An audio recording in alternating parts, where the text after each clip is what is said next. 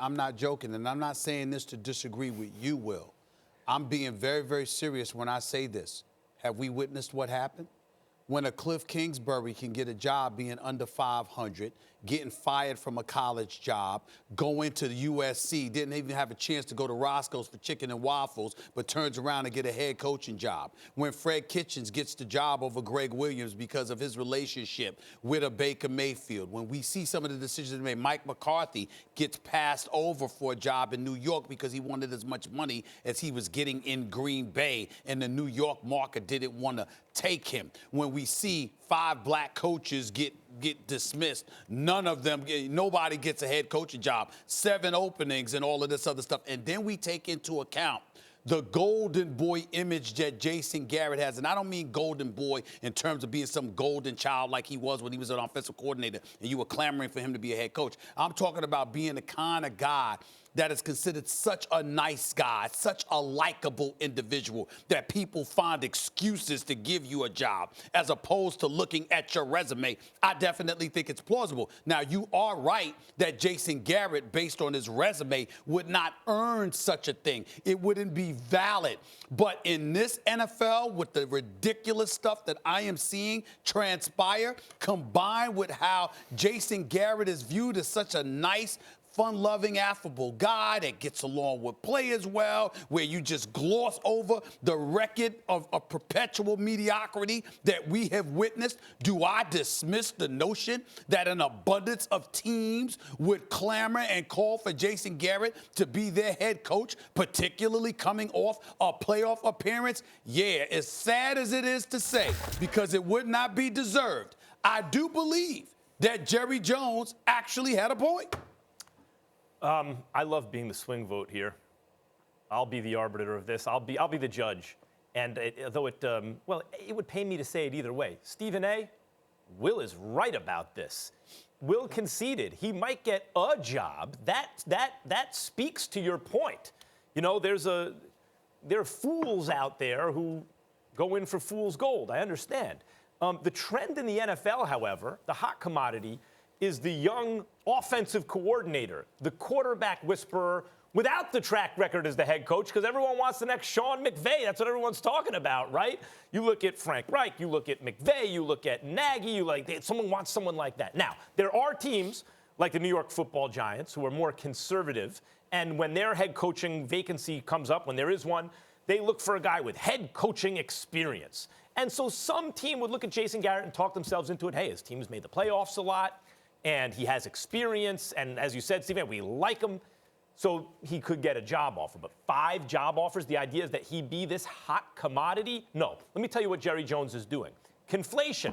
Talk about this sometimes, taking 2 separate things and turning them into one. On the one hand, he says, Jerry Jones, that switching coaches is bad. He's done that in the past, and it's burnt him, and he's right.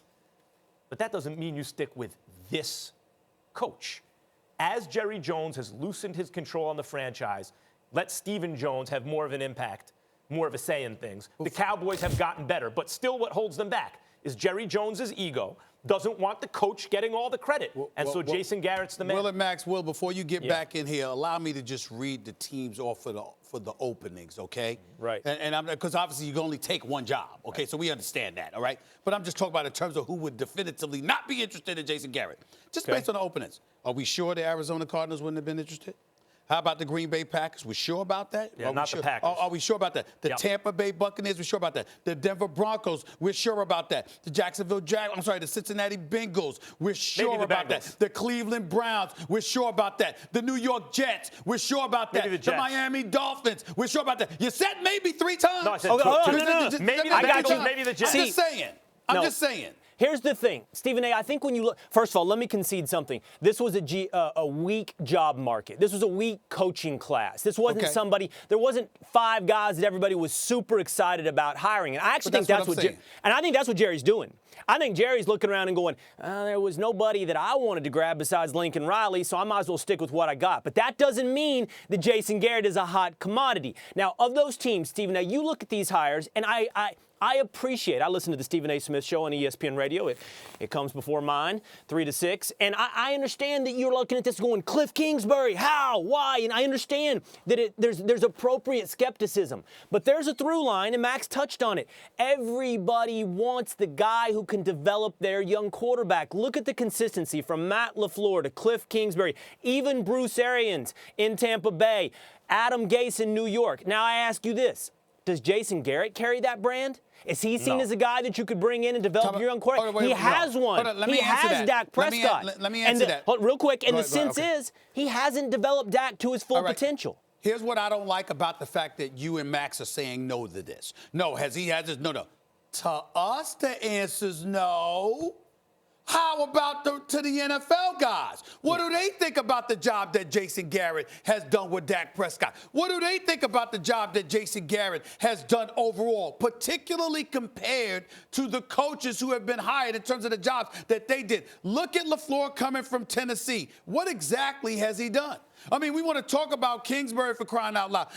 Listen, I know I believe in Bruce Arians. I definitely do that. But if you look at a plethora of these coaching hires that have taken place, what have any of them really, really done to make you say that Jason Garrett, at least in the eyes of NFL teams, would not have been a better option? I'll tell you what, I said not to us. I'm talking about to the NFL. Right, Will just touched on it. It is one thing to be the offensive coordinator once upon a time for Tony Romo. At that point, hey, you're a hot commodity maybe to some other teams. 10 years ago. Right, particularly in this league now. But that was 10 years ago, and since then they've had a switch over at quarterback, and the consensus about Dak Prescott is he's good, but he hasn't developed the way people thought he might after his rookie year. Yes. And that falls on the head coach.